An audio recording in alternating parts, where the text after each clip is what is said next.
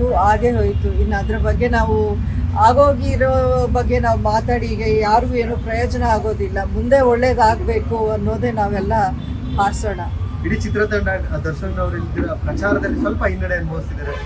ಜೊತೆಲಿದ್ದ ಯಾರ್ಯಾರಿದ್ರು ನಿಮ್ಮ mother India ಅಂತ ಪ್ರೀತಿಯಿಂದ ಕರಿತಿದ್ರು, ತೊನಿವಾಗ್ಲಿ ಅಭಿಯವರಾಗ್ಲಿ ಏನಾದ್ರು ಡೆವಿಲ್ ಸಿನಿಮಾದ ಪ್ರಚಾರದಲ್ಲಿ ಸಪೋರ್ಟ್ ಮಾಡ್ತೀರಾ ಮೇಡಮ್?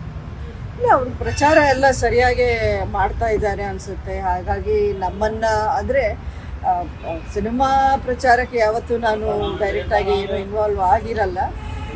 ಖಂಡಿತ I M A well wisher. ಆ ಚಿತ್ರ ಚೆನ್ನಾಗಿ ಸಕ್ಸಸ್ಫುಲ್ ಆಗಬೇಕು ಅನ್ನೋದು ನಮ್ಮ ಬೆಸ್ಟ್ ವಿಶಸ್ ಇದ್ದೇ ಇರುತ್ತೆ.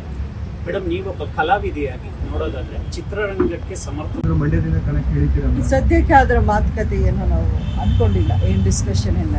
ಇದರ ನಡುವೆ ಡೆವಿಲ್ ಸಿನಿಮಾ ರಿಲೀಸ್ ಆಗ್ತಿದೆ, ಒಂದಷ್ಟು ಗೊಂದಲಗಳು ಎದ್ದಿದ್ವು. ಡೆವಿಲ್ ಚಿತ್ರದ ಬಗ್ಗೆ ನೀವೇನು ಹೇಳ್ತೀರಾ? ದರ್ಶನ್ ಅವರ ಬೇಲ್ ಕ್ಯಾನ್ಸಲ್ ಆಗಿ ಒಂದಷ್ಟು ಸಮಸ್ಯೆಗಳು ಅನುಭವಿಸ್ತಾರೆ, ಅವರಿಗೆ ಒಂದು ಜೈಲಿನೊಳಗೆ ಒಂದಷ್ಟು ಏನೇನೋ ಈ ರೀತಿಯಾದಂತಹ ಒಂದಷ್ಟು ವಿಚಾರಗಳಿದೆ. ಆ ವಿಚಾರವಾಗಿ ಏನು ಹೇಳ್ತೀರಾ? ಅಲ್ಲ, ಖಂಡಿತ ಅವ್ರಿಗೆ ಒಳ್ಳೇದಾಗಬೇಕು ಅನ್ನೋದೇ ನಾವೆಲ್ಲರೂ ಹಾರೈಸ್ತೀವಿ. ಈಗ ಒಂದು ಒಂದು ಚಾಲೆಂಜಿಂಗ್ ಸಿಚುವೇಶನಲ್ಲೇ ಇದ್ದಾರೆ. ಖಂಡಿತ ಸತ್ಯ ಅನ್ನೋದು ಪರ್ಮನೆಂಟಾಗಿ ಶಾಶ್ವತವಾಗಿ ಯಾರೂ ಮುಚ್ಚಿಡೋಕ್ಕಾಗೋದಿಲ್ಲ.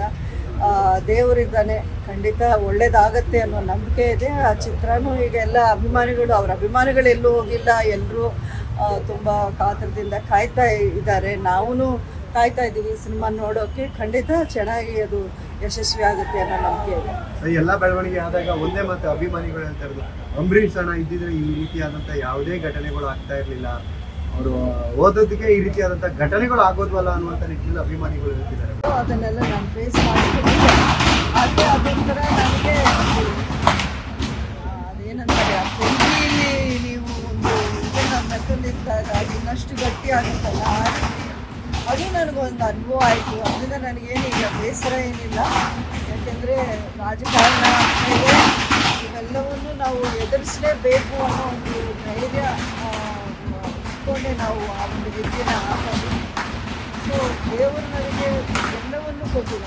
ಅಂಬರೀಷ್ ಅಂತ ಒಬ್ಬರ ನಾನೇನಂತ ಒಂದು ಗ್ರೇಟ್ ಮ್ಯಾನ್, ಅವ್ರ ಜೊತೆಲಿ ನಾನು ಅಷ್ಟು ವರ್ಷಗಳು ನನಗೆ ಅವ್ರ ಸಂಗಾತಿಯಾಗಿ ಇರುವಂಥ ಒಂದು ಅವಕಾಶ ನನಗೆ ಕೊಟ್ಟಿದ್ದು.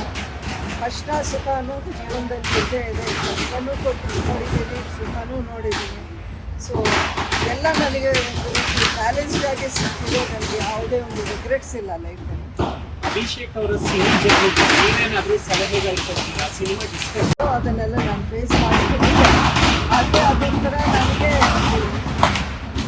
ಅದೇನಂತಾರೆ, ಆ ಪೆಂಡಿಯಲ್ಲಿ ನೀವು ಒಂದು ಇದನ್ನು ಮೆತ್ತಲಿದ್ದಾಗ ಅದು ಇನ್ನಷ್ಟು ಗಟ್ಟಿ ಆಗುತ್ತಲ್ಲ, ಅದು ನನಗೊಂದು ಅನುಭವ ಆಯಿತು. ಅದರಿಂದ ನನಗೇನೀಗ ಬೇಸರ ಏನಿಲ್ಲ. ಯಾಕೆಂದರೆ ರಾಜಕಾರಣ ಇವೆಲ್ಲವನ್ನು ನಾವು ಎದುರಿಸಲೇಬೇಕು ಅನ್ನೋ ಒಂದು ಧೈರ್ಯ ಇಟ್ಕೊಂಡೆ ನಾವು ಆ ಒಂದು ವಿದ್ಯೆನ ಹಾಕೋದು. ಸೊ ದೇವರು ನನಗೆ ಎಲ್ಲವನ್ನು ಕೊಟ್ಟಿಲ್ಲ.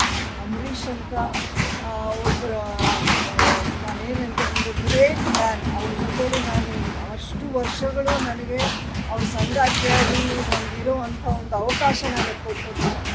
ಕಷ್ಟ ಸುಖ ಅನ್ನೋದು ಜೀವನದಲ್ಲಿ ಇದ್ದೇ ಇದೆ. ಕಷ್ಟನೂ ಕೊಟ್ಟು ನೋಡಿದ್ದೀನಿ, ಸುಖನೂ ನೋಡಿದ್ದೀನಿ. ಸೊ ಎಲ್ಲ ನನಗೆ ಒಂದು ರೀತಿ ಬ್ಯಾಲೆನ್ಸ್ಡ್ ಆಗಿ ಸಿಕ್ಕಿದೆ. ನನಗೆ ಯಾವುದೇ ಒಂದು ರಿಗ್ರೆಟ್ಸ್ ಇಲ್ಲ ಲೈಫಲ್ಲಿ. ಅಭಿಷೇಕ್ ಅವರ ಸಿನಿಮಾ ಏನೇನಾದರೂ ಸಲಹೆಗಳು ಕೊಡ್ತೀರಾ? Cinema discuss